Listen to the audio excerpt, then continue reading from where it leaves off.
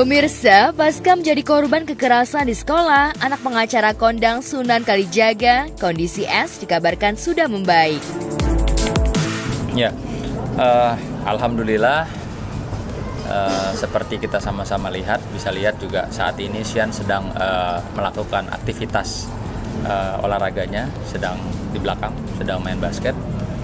Artinya, walaupun memang dia mengalami bullying dengan kekerasan, dengan penyerangan berkali-kali, namun demikian alhamdulillah tidak mengganggu aktivitasnya. Kita bisa sama-sama ketahui bahwa Sian memang saya didik untuk sportivitasnya diutamakan dan kesabarannya juga diutamakan. Perlu diketahui bahwa putra saya semenjak usia 6 tahun sudah mengikuti kegiatan bela diri ya.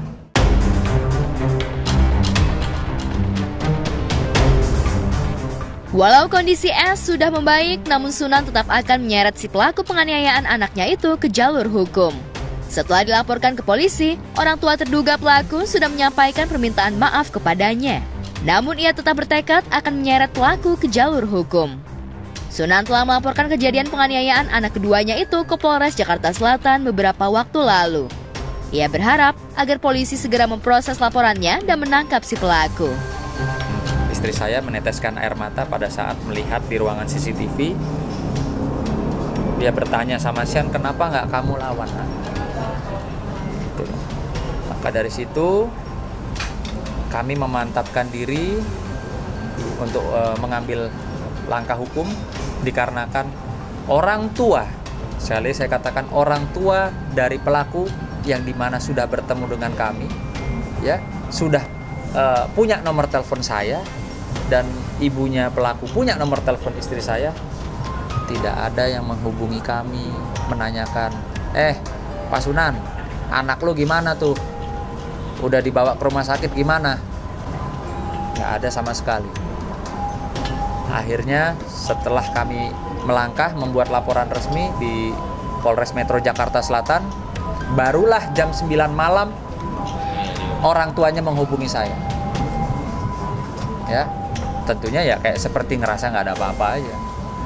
Nah, ini yang membuat saya merasa direndahkan dan jadi teringat pada saat di pertemuan di hadapan kepala sekolah semua, wakil kepala sekolah dan ada Kapospol Permata Hijau di situ.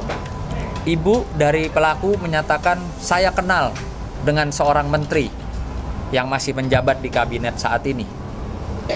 Saya kaget, apa maksudnya ya? Dan lagi-lagi ibunya juga menyampaikan saya kenal dengan pengacara senior. Dia sebut nama, saya juga bingung lagi maksudnya apa ya gitu.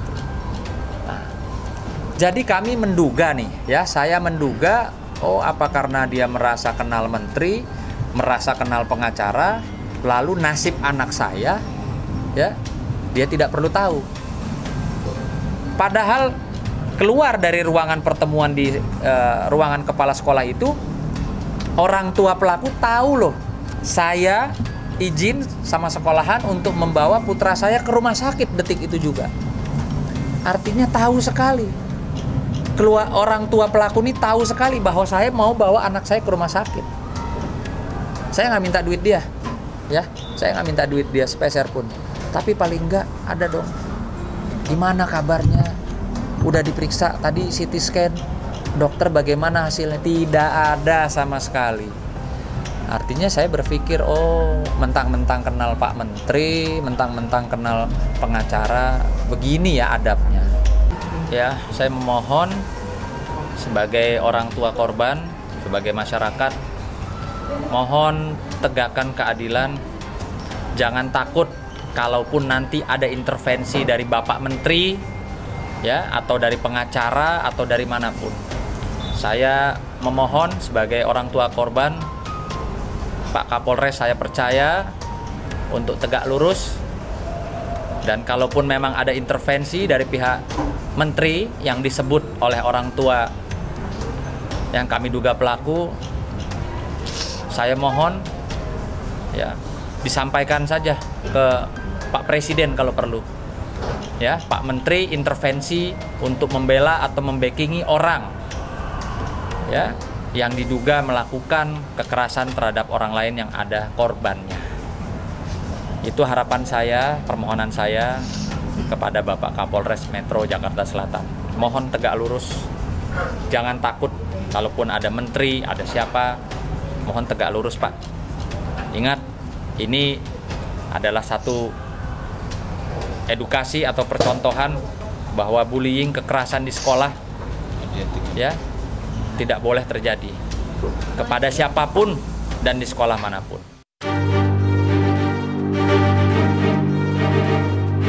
Setelah mendapat info kejadian penganiayaan terhadap putranya tersebut, Sunan langsung mendatangi sekolah guna meminta pertanggungjawaban pihak sekolah. Hal ini karena kejadian tersebut terjadi di lingkungan sekolah. Bukan kecewa ya, jujur sih kalau sekarang aku ditanya aku marah gitu ya. Aku marah, aku sedihku tuh udah lebih ke marah gitu, dalam arti seperti yang Sunan bilang di hari pertama kami sudah ibaratnya sudah, saya ngelihat anak itu sebelum lihat CCTV ya, saya melihat dia pelaku yang menyakiti anak saya, tapi di mata saya dia juga saya anggap anak saya gitu, sehingga redalah semuanya gitu kan. Maksudnya saya maafkan saya ini segala macam karena gambaran ceritanya tuh tidak seheboh itu. Tapi begitu saya melihat langsung di CCTV apa yang terjadi, itu saja CCTV saya cuma bisa lihat satu. Saya nggak bisa lihat ketika di koridor itu dipukulnya seperti apa. Saya cuma bisa lihat di kelas, untung banget itu dapat. Dan menurut saya itu sih jauh dari sekedar gambaran yang mereka berikan ketika saya ketemu sama semuanya.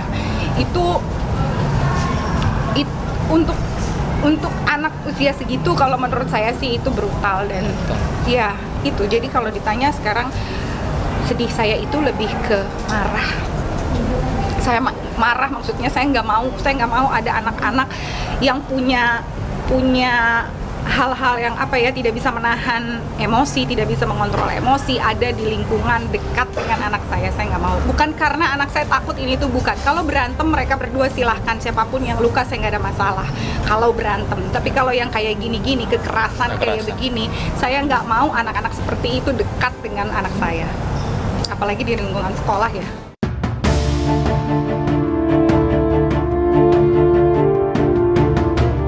Seperti pada penayangan sebelumnya, anak Sunan S mengalami kejadian penganiayaan di sekolahnya. Ia bersyukur kondisi anaknya tidak sampai berhari-hari menjalani perawatan di rumah sakit. Lantas seperti apa sosok S di mata Sunan selaku ayahnya?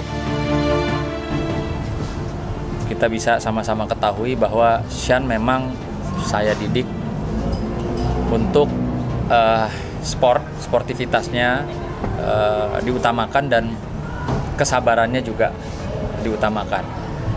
Perlu diketahui bahwa putra saya semenjak usia 6 tahun sudah mengikuti kegiatan bela diri ya hingga saat ini. Namun demikian setiap hari, setiap pagi saya menyampaikan kepada putra saya, "Nak, ilmu bela diri yang kamu punya, kamu bisa, jangan pernah dipakai untuk teman-teman sekolah." Ya. Setiap hari saya selalu kasih himbauan seperti itu kepada putra saya. Ilmu bela dirinya saya sampaikan hanya boleh digunakan pada saat terdesak ya, dan lawannya itu harus lebih di atas ya, di atas usianya, ataupun dia ketika memang betul-betul terdesak untuk melakukan pembelaan diri.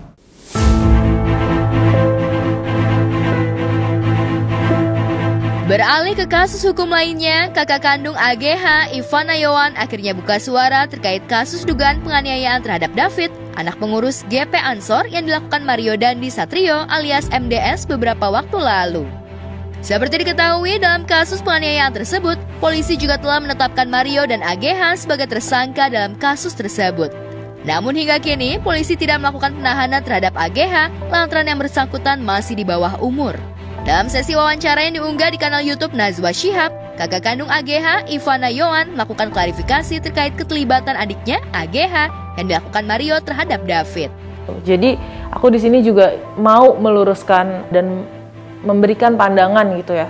dari sisi AGH yang mungkin selama ini tuh belum mendapat perhatian gitu loh, belum mendapat tempat untuk bicara gitu di tengah gempuran isu-isu media yang semuanya menyudutkan AGH gitu.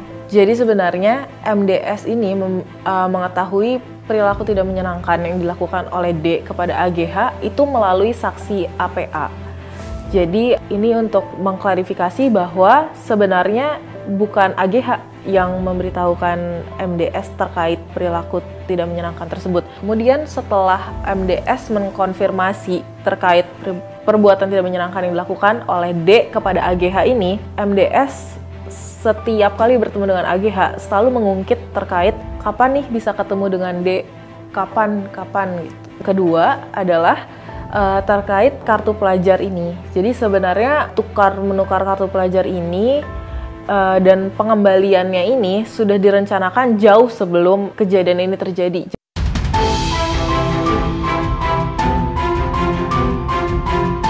Selain membantah keterlibatan adiknya di kasus penganiayaan tersebut, Ivana Yohan juga menjelaskan kronologis kejadian yang sebenarnya sebelum peristiwa penganiayaan tersebut terjadi.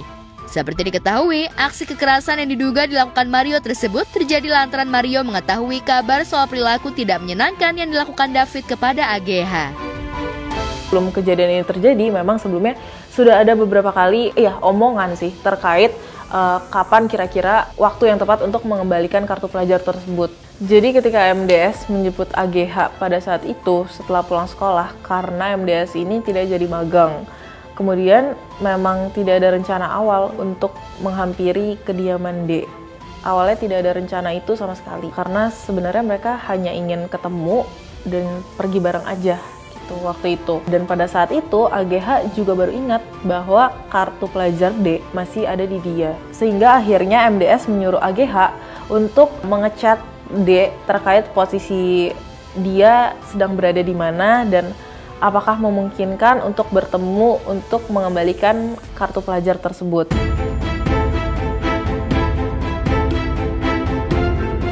Selain itu, dengan panjang lebar, Ivana Yohan juga mengungkapkan bagaimana peran Mario yang memaksa AGS untuk berbohong kepada David terkait posisinya saat itu sebelum bertemu dengan David yang menjadi korban penganiayaan hingga peristiwa penganiayaan itu terjadi.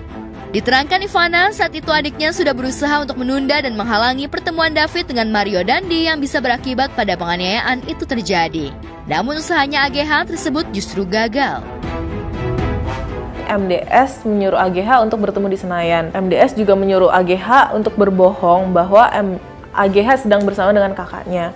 Kemudian D bertanya, kakak lo bukan yang nggak lagi di sini. Kemudian MDS menyuruh AGH untuk menjawab kakak sepupu maksudnya. Gitu. AGH di sini merasa tidak nyaman jika MDS harus bertemu dengan D dengan kondisi seperti itu.